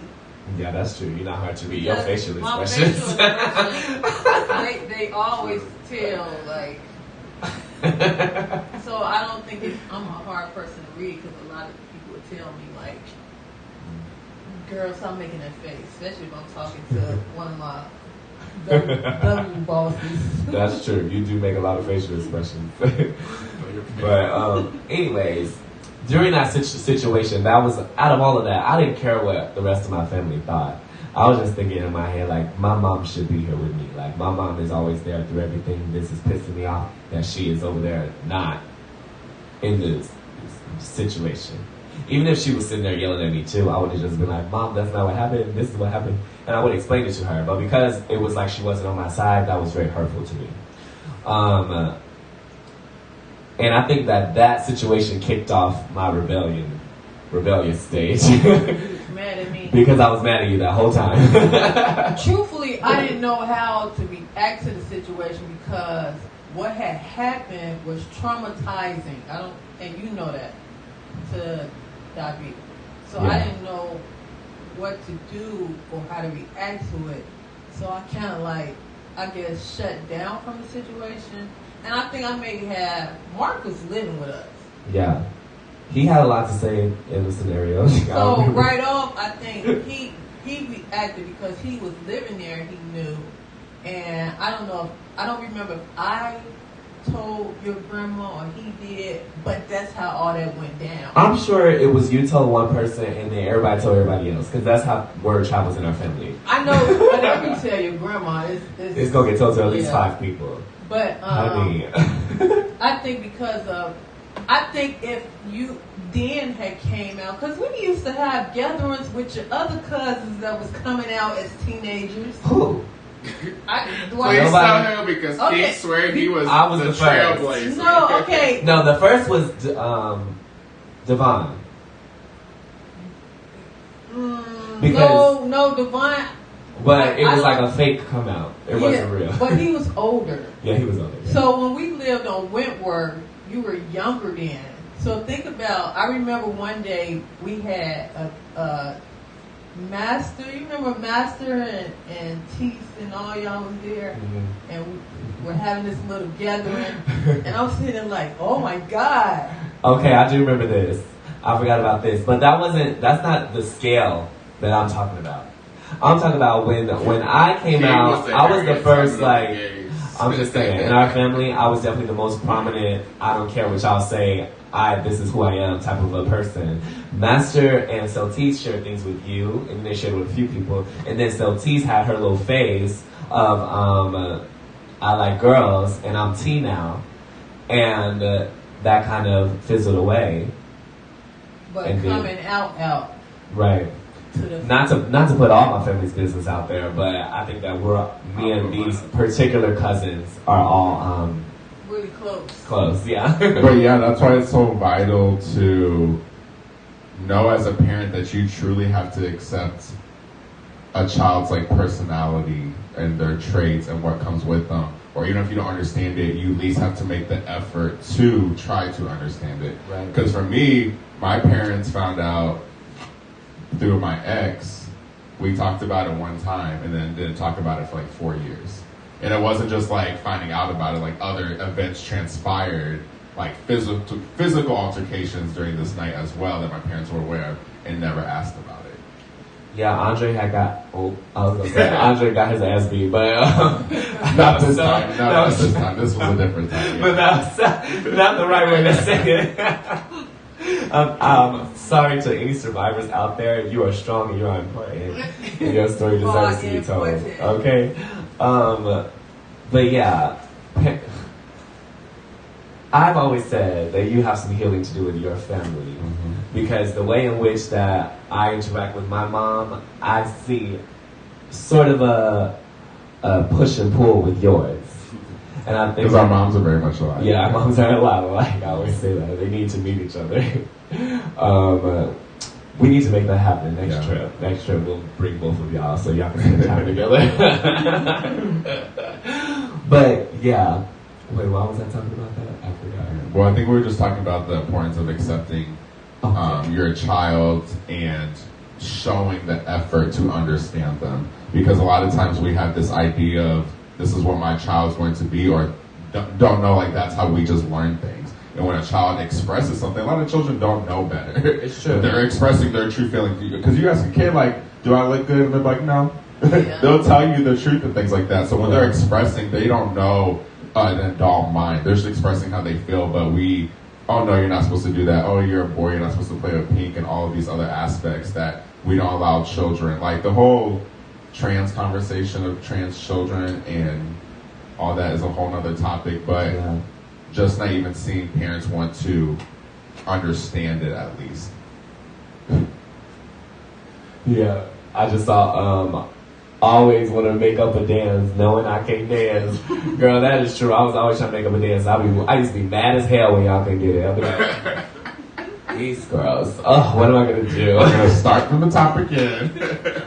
That's why I was looking at it like this bitch. Okay. When I tell you I've always been the same, I've always been the same. I've always been trying to put groups together, and they never work out, girl. Anyways. I wish Ashley was looking at this. I know. We had some good times. But yeah, anyways. What did I want to bring this conversation back to? Colorism. Your ingrained dark skin issues manifested in Deja and David's life. That's what I was gonna say. Because you were just you had low self-esteem due to your dark skin, so when you had lighter children who were of the way that they look, it was like, okay, no-brainer. They don't need to know this information. Yeah. You know? Yeah, because I think even me being lighter skin, your parents, they didn't tell me, I got it from more of the outside world than anything. I mean, they were like, oh yeah, you look nice and stuff, but it wasn't, no, now I think, no compliments or nothing. Yeah. But it was also like, they knew. Right. I don't think that you ever told me any compliments. She had nothing to give. Girl, but we talked about this a lot. I was always I feel like I had the hardest, not the hardest upbringing. I think I have the. You said I'm your strictest upbringing. Some of you call me all the time. What? Well, King always says you didn't raise him the same as you raised yours. You allowed them to get away with more. I think because you had a lot of adults helping me raise you, and I kind of followed, what they were doing, which were older people. And then, I had to go to church because I was still a teenager. Yeah. And then I had to go to school. I had to work and raise you in the church. So everything they were teaching me you know, You were just I repeating. call myself mimicking it. Yeah. But in reality, I still had those teen ways because I didn't have the patience for you. I remember like trying And to it help you. manifested through King. Because he tells stories like, I remember I used to try to do my homework and you would be yelling and screaming. Yes, I used to get whoopings when my homework was incorrect. But let me tell you, it worked because I definitely used to get A's because I was like, All yeah. A's. Me and my ass. he was salutatorian twice. Twice, always the runner-up. I come in second in everything, y'all. All my life. All my life. And then when I asked him, I said, you want me to go talk to them? He'd be like, no, just leave it alone. But I didn't instill in you either, but it's probably the same thing. And then, you know what, truthfully, King, I still had all type of things going on in me that I don't think the love for you was fully there. Like people say, growing on you. I had to grow on you. Yes. And I'm not saying you were not a bad kid or none of you. No. She said I had to grow on him. Yes. I guess I'll let his ass. But that's true. That's a lot of parents that they have to admit they truly don't like their children. Yeah, it's and it's true. not in a bad way. It's just like they don't have like that love to even I give didn't- that child I love or didn't- know like how am I supposed to exactly. love this And new being that I even meant to have. Yeah, that's true. I didn't, because it still was not where it wasn't there, because technically I looked at the way I got pregnant with you and everything was like all rushed, and it's like I needed time to like Process. and I needed some counseling and stuff then, Yeah. and to have a baby and still it's a lot of young girls that have babies and they don't love them. That's why they go out in the street. Because they have to pretend to be an adult when you don't know what that Yeah. means yet. It's very hard. And you brought up a key point. You said that it kind of took a village. You know, I was raised by a lot of people, a lot of older people. Good people. Yes, good older And if people. I didn't have that for you, I probably would have been. You probably would have had a sibling after you. Right. And I thank God I didn't, because again we're talking about having a child and you're not ready for it and you don't have the love and the patience for that child. And it's not to insult you that you had to grow on me. I'm saying that part where the love for you had to work, and because I kept you, like keeping a child looking nice and all that, I did that as a teenager. Yeah. King always said he was I was just always that. looking nice. But that doesn't make for the treatment. I think I could have treated you better and had more patience for you. But with my youth, it wasn't there. With my self-esteem, it was not there. With my lack of knowledge and understanding on love and compassion, it was not there. But I think that's a big thing. There's so many parents that don't have patience for their child. Yeah. But it's because a lot of parents, their parents didn't have patience for them. Another thing we're not taught is like patience. Another thing of understanding requires patience. All of those things. Because we are not the most patient people. It's true. But I realize my parents aren't very patient. Right, and it took me getting this cat to really understand what You gotta grow in you. he did have to grow. No, that's the thing with like I'm a baby person. I love babies and I love like kittens and puppies, small things. That's why all my siblings, they probably felt the most love around the time they were born from me, and then it starts to dissipate over time. So, yeah. You're something about older. Like, No, honestly, I just had a realization. The reason why I'm so triggered by older people who are so set in their ways is because that's who raised me. Like, I literally was around those type of people all the time, where it was like, King, this is it. And that's it. There's no discussion about it. So I feel like over time I started to rebel against that kind of a I grew up around a lot of people like that too, and I was very rebellious. Like my parents literally flat out told me the hardest thing for me would be to stay out of jail, and I was like, what? And I got older, I was like, really? Like I struggle with authority because I'm very like question, like shut me up basically. Like I'm gonna question you till it makes sense of my mind. But it was honestly because I always I always felt like I was smarter than a lot of adults.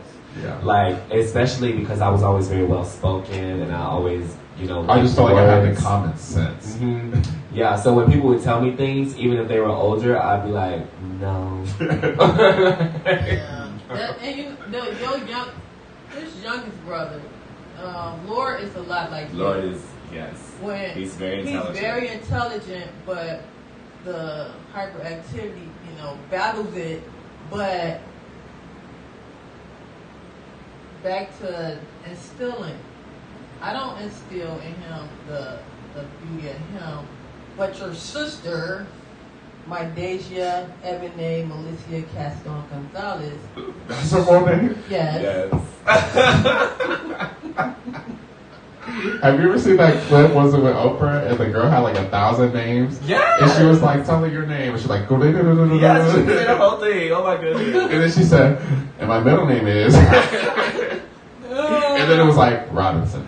Right, literally. Oh my goodness. All of our names are long. They all She just made them longer and longer and longer and longer. My Deja does this thing where she gets mad at him, or she'll just be randomly walking, be like ugly, big lips. Now he's picking up weight, calling him fatty, and where he used to want to be around her, he's getting to the point where he's like talking back to her, being aggressive, and I'm suddenly telling her like, don't do that. Don't tell him those things. Don't call him those names. And he tells me like, I don't like it when Deja she says those things. I don't like it. And I'll talk to him, try to calm him down, but she does it so often. And because Deja at that point, when she ready to go, she is about to go to college, and she's like, whatever. But still, it's not good when we're talking about younger siblings, and it's like, he looks up to her. At one point he did.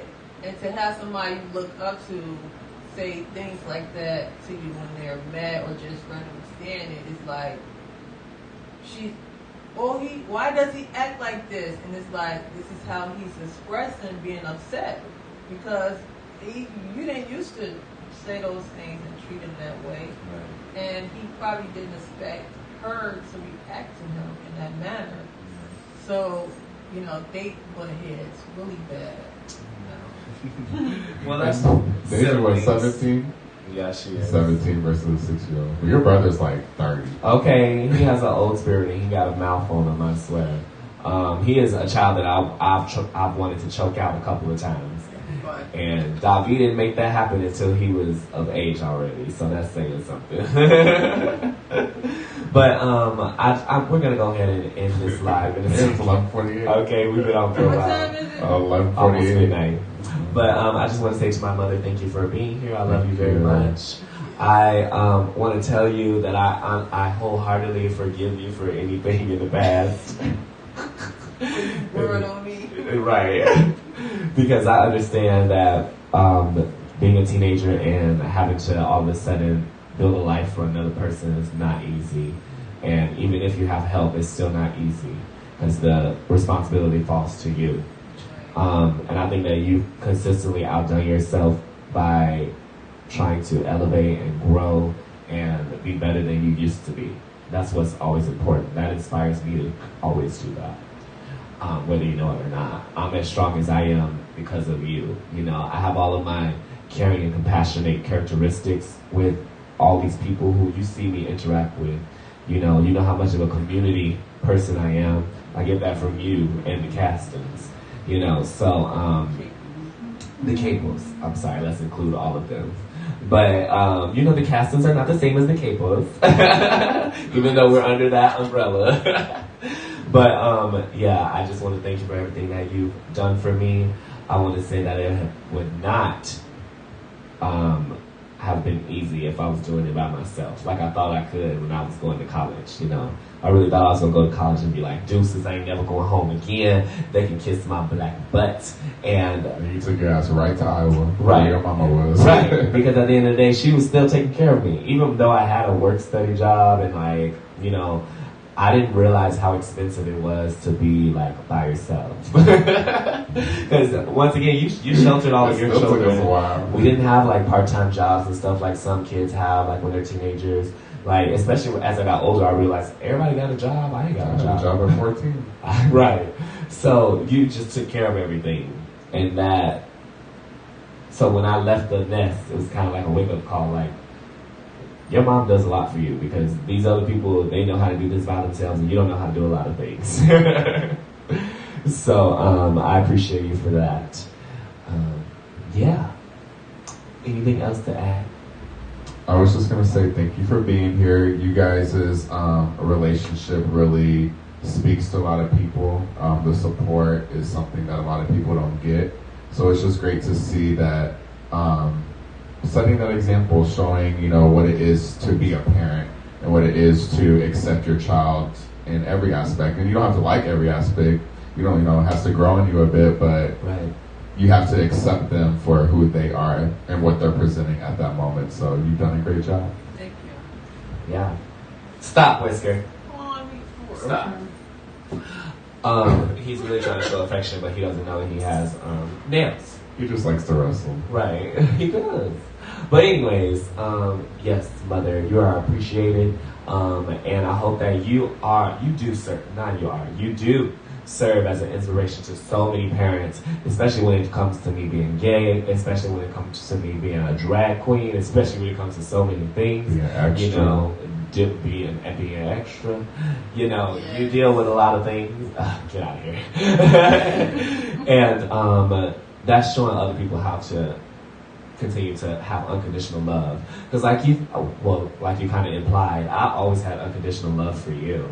Because most children, that's what they're born with. That's love without conditions. Yes, it's just most children, you are the person that is raising them, so they think, this is mine, I have to care for this person. And that's always how I felt.